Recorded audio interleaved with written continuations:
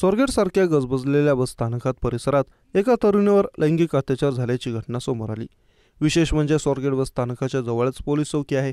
शिवाय पोलीस कर्मचारी बस स्थानकावर वेळोवेळी गस्त घालत असतात। मात्र तरीही बलात्कारासारखा गुन्हास्पद गुन्हा करण्याची आरोपीची हिंमत झाली। स्वारगेट एसटी स्थानकात तरुणीवर झालेल्या अतिप्रसंगाची गंभीर दखल परिवहन मंत्री प्रताप सरनाईक यांनी घेतलेली आहे।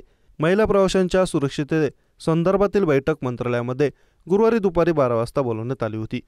प्रवास करताना महिलांची सुरक्षा हा प्रमुख विषय बैठकीत असणार आहे, असे सूत्रांनी सांगितले। याकरिता विशेष पथक, सीटजवळ हाय अलर्ट बटन, बसमध्ये सीसीटीव्ही बसवण्याकरिता तत्काळ हालचाली करण्यासंदर्भात बैठकीत चर्चा होणे अपेक्षित आहे। महिलांची सुरक्षिततेच्या दृष्टीने उपाययोजनांवर चर्चा होणार आहे। बस स्थानकात परिसरातील निर्लेखित केलेल्या जुन्या बसची ताबडतोब विल्हेवाट लावणे आवश्यक आहे, कारण या बसकडे दुर्लक्ष होत असल्याने या बसेस एक प्रकारे अवैध धंद्याचे अड्डे बनतात आणि त्यातून अशा घटनांना प्रोत्साहन मिळतं।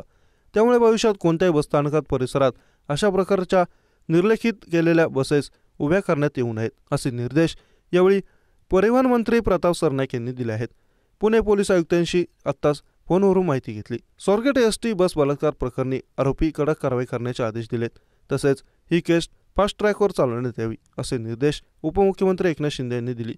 पुण्यातील या प्रकरणावर बोलताना अजित पवार म्हणाले, पुण्यातील स्वारगेट बस स्थानकात आपल्या एका भगिनीवर झालेल्या अत्याचाराची घटना अत्यंत दुर्दैवी, क्लेशदायक, सुसंस्कृत समाजातील सर्वांना संताप असणारी, शर्मेने मान खाली घालायला लावणारी आहे।